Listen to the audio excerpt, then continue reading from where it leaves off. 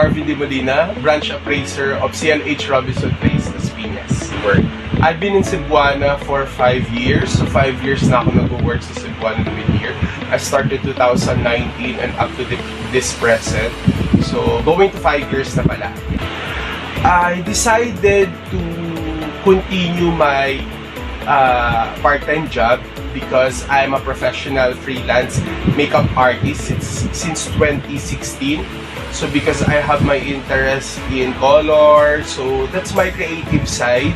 So I choose to still continue that during my vacant time or kapag naka-off ako or naka-leave ako, dinadiretso ko pa rin siya, pinupurso ko na rin siya for some reason because that's still one of my fashion, and at the same time nakakatulong ako sa family ko and still save money for that. So yun nga, I started since 2016 by this job of being a makeup artist. So yung mga inaayusan ko usually yung mga wedding occasions, graduations, birthdays, debut, or any occasions, yan yung mga inaayusan ko.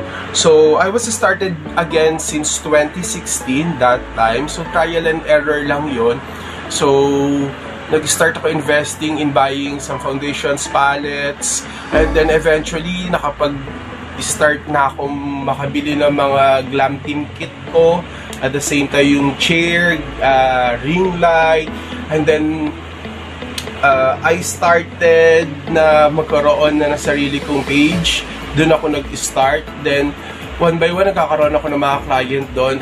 And then, doon, nag-start na dumami yung aking mga client. So, sa ngayon, ginagawa ko siya during my vacant time na lang or kapag off ko. So, if I have my schedule doing this makeup, makeup. So, in any occasions nga, so kahit saang location, so ginagawa ko pa rin siya. So, yun nga. So, kasi meron akong page. So, yung page ko, doon sila nagme-message sa akin, and of course, referrals from my friend. So, doon sila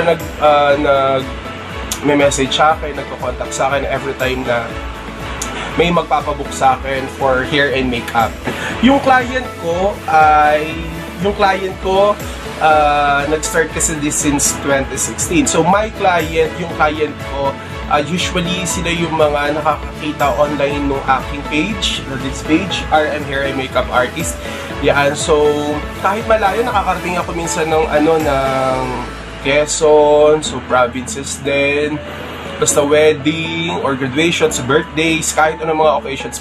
Dati from Los Baños, nakarating ako, pinakamalayo ko ata is parang Laguna, Los Baños na ata pinakamalayo. This is very helpful to me. Napakalaking tulong ito kahit papano kasi during my off or kapag wala akong work or nakalib ako o kaya kahit gabi after work ko, once may magpa-schedule sa akin for that booking ng hair and makeup, so nakakatulong ako kasi still nakakasave ako ng pera. So yung perang yun, nagagamit ko siya for my family, and of course, budget dito sa bahay namin, and also some personal expenses na din. Nakakatulong to kasi I grew up with a broken family, so I'm here with my tatay sa lolo ko while my mother is working in abroad. So nakakatulong siya kasi still kahit sa maliit na halaga na nakakakuha ako from the booking of hair and makeup artist, hair and makeup I mean.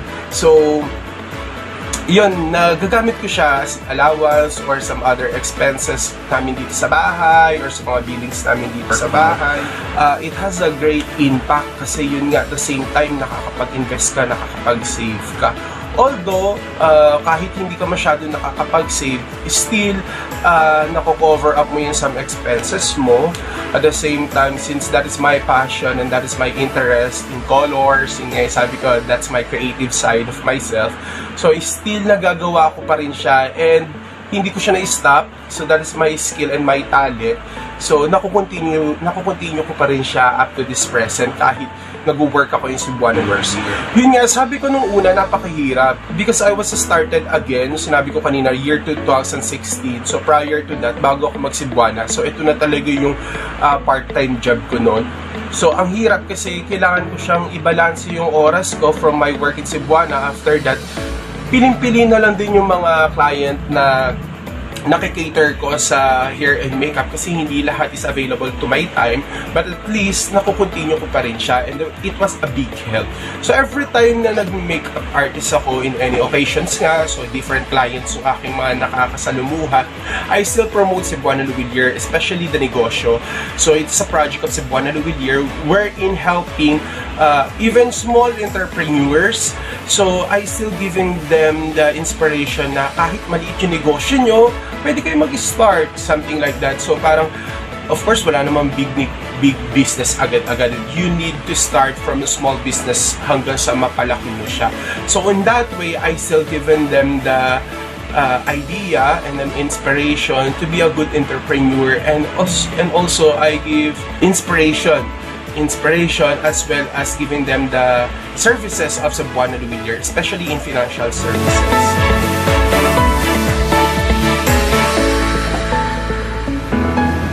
Hi Miss Bing, pwede ka ba naming ma-interview about sa business mo? Sure po. Hello. Ako pala si Luan Hati Simbalagin Roy, isang admin assistant ng R1B. Bali, 12 years na po ako nagtatrabaho dito sa Cebuana as Syrian. Naisipan pong magnegosyo para sa karagdagang income, para naman matustusan ko yung mga pangangailangan ko. Actually, since high school, nagtitinda-tinda na talaga ako. Parang nakahiligan ko na talaga siya hanggang nadala ko na siya ng college. Tapos nag-stop lang siya ng konti hanggang sa nagsisibuana na ako.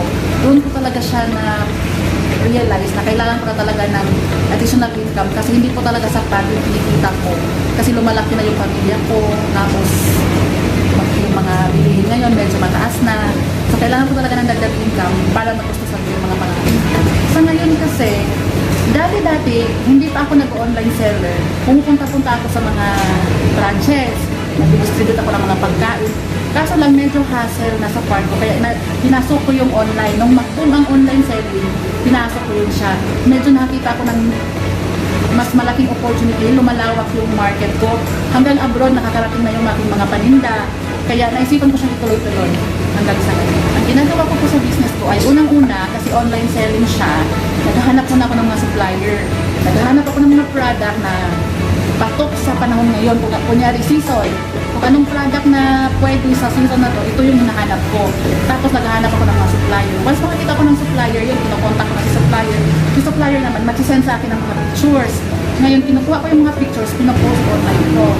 Ang mga client ko, unang-una, yung mga KKK, kaibigan, kamag-anak, ka-office mate, yun talaga yung mga primary client ko dito sa Cebuana. Pero nagpo-post online kasi ako, kaya nakakarating siya kahit saan-saan. At saka pumapasok ako sa group page, mga FB community, nagpo-post din ako doon ng mga paninda ko para malalaman nila na isa akong online seller. Malaking bagay talaga tong pag-online selling ko. Meron talaga akong isang i-describe ko siya kung paano niya ako natulungan. May isang insidente na naiyak ako. 100 pesos na lang yung laman ng packet ko. At nang dahil iniisip ko kung paano ko papakainin ng anak ko sa 100 pesos. Kaya iniisip, tumawag ako sa supplier ko. Sinabihan ko siya na dalhan niya ako ng mga products ngayon din. Tapos ano siya, yung petsa de peligro. Hindi ko din alam na yung buyer ko bibili pa ng products ko. Pero tinatry ko pa rin siyang i-go. Sa awa naman ng Diyos, 2/3 ng product ko, binayaran nila ng cash. Kaya hindi lang po talaga siya, hindi lang talaga pang merienda ang nadala ko sa nila, kundi hanggang hapunan at saka hanggang kinabukasan, nabili ko yung mga anak ko, nabilan ko yung mga anak ko ng dahil sa yan po siya i-describe kung paano siya nakatulong sa akin. Dahil din yan sa online selling, kahit konting halaga lang, nakakatulong ako sa isang kaibigan ko na cancer patient. Nagbibenta ko ako ng mga products ko na ginagawa ko siyang for a cause. Lahat ng proceeds ko, binibigay ko po sa kaibigan ko. Kahit konting bagay, na natulungan ko din siya sa kanyang pakikero. Salamat po sa Cebuana Luwilier kasi nang dahil sa sahod ko, doon ko kinukuha yung pampuhunan ko. Pinaikot ko lang siyang pinaikot kasi yung pinaikot yung puhunan ko. Tapos doon ko kinukuha yung mga panggastos ko. Almost half ng expenses ko doon ko kinukuha ang pambayad sa mga kita ko sa pag-online incentives, mga bonus. Nilalaan ko po talaga yan siya para sa pangpuhunan. Kasi kailangan ko talaga ng malaking puhunan. Kasi kung may malaking puhunan ka, mas malaki yung kita mo. Nakatulong din sa akin ang Cebuana sa pamamagitan ng CLRV loan na ginagawa kong pampuhunan. Kung medyo pag December na, kinatapos na ako sa puhunan, naglo-loan ako sa CLRV para may pandagdag puhunan naman po ako. Tapos minsan, tumatawag ako sa mga friends ko, doon ako nanghihiram ng pera para lang matustusan yung malaking kailangan para sa puhunan. Tapos ibabalik ko naman sa kanila pag natulungan ako ng malaki sa Cebuana dahil sa sahod ko na alam ko stable talaga yung kitaan ko dito kahit papaano may pangpuhunan ako sa aking negosyo.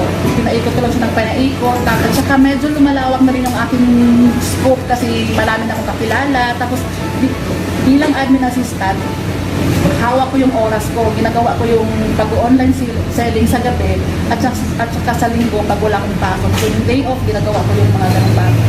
Ang masasabi ko lang sa mga nagbabalak na mag-entrepreneur o magtatayo ng sariling negosyo, kailangan mo lang na magbaon ng maraming sipan, saka determinasyon at paniniwala.